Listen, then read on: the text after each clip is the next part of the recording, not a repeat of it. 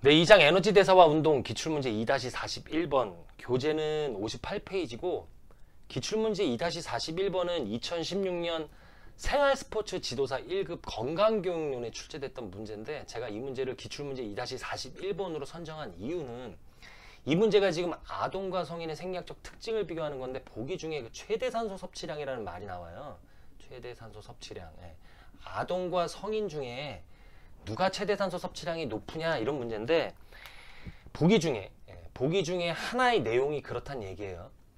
최대산소 섭취량은 성인이 당연히 높다는 거 여러분들 다 아시죠? 그 이유를 대라면 너무나 많은데 다른 보기 중에 거기 뭐 체온 조절 능력도 있고 있어요. 그것과 관련해서 제가 말씀을 드린다면은 요 혈장량이라는 거 있잖아요. 혈장량. 요 혈장량이라는 거는 결국 혈액량입니다. 혈액 중에 물 성분에 해당되는 걸 혈장이라고 하는 거니까 혈장량은 누가 더 많을까요? 라고 묻는다면 당연히 성인이 많죠. 그렇죠? 혈장량이 많다? 혈장량이 많다라는 거는 결국 정맥혈 환류량 요것도 더 많다는 뜻이고 이렇게 되면은 일회박출량이 증가하죠. 이렇게 되면 심박출량도 높아지는 거예요. 그러므로 안정시의 심박수가 감소하게 되잖아요.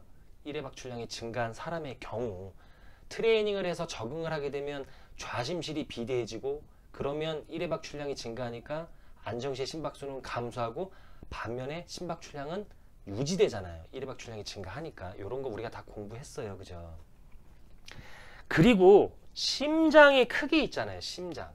심장 크기. 심장은 누가 더 클까? 당연히 성인이 커요. 그죠?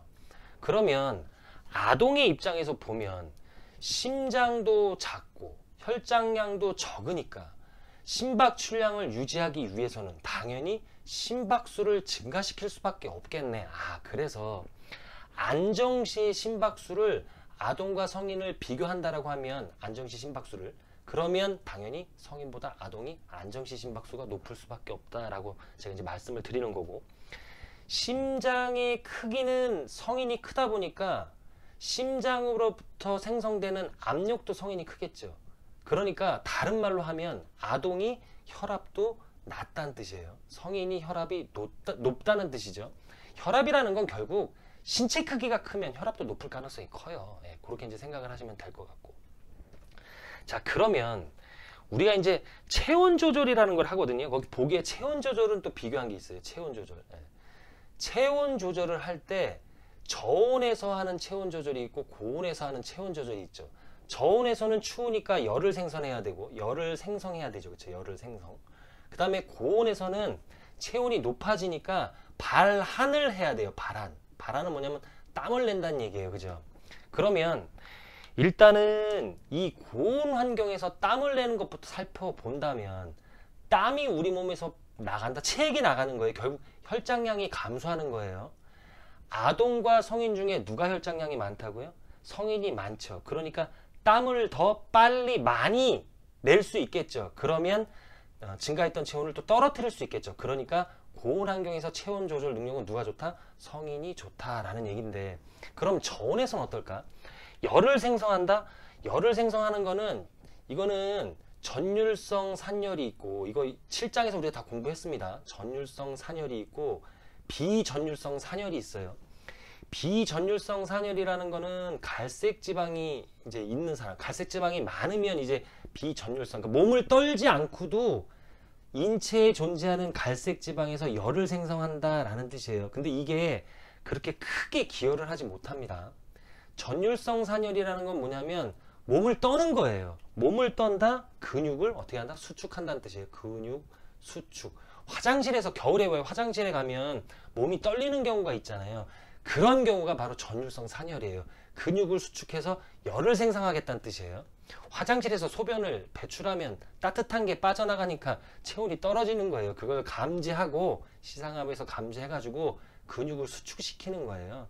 비자발적으로, 불수의적으로. 그러니까 근육 자체는 수의근이지만 이런 근육 수축은 불수의적으로 움직이는 거예요.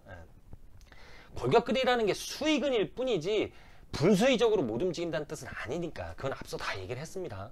그러니까 근육을 수축하려면 근육이 있어야 돼요. 근육량은 누가 많을까? 골격근의 양은 당연히 성인이 많죠. 그러니까 저온 환경에서 열 생산도 성인이 더 잘할 수 있다. 그러니까 저온 환경에서 체온 조절 능력도 성인이 더 잘할 수 있다라는 뜻입니다. 거기 보면은 무산소성 파워라는 거 있거든요. 무산소성 파워. 무산소성 파워. 이게 잘 안 나오네. 네. 나오는 걸로 쓰면 되죠. 아우, 싸 보여. 진짜. 안 나와, 계속. 그죠? 죄송합니다. 무산소성 파워라는 거 있잖아요.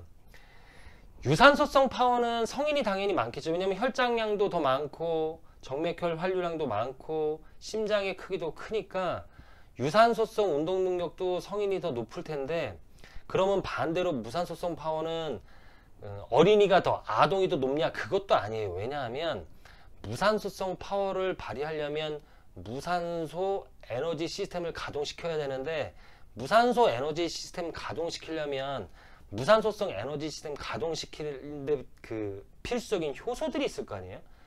아동은 성인보다 그런 효소들이 좀 제한적이에요. 그러다 보면 성인보다 무산소성 파워를 발휘하기도 더 어려워진다라는 얘기예요. 결국에 아동이 성인보다 좋은 체력 요소가 무엇입니까? 대표적으로 뭐가 있습니까? 라고 물으신다면 그거는 유연성이죠. 그렇죠?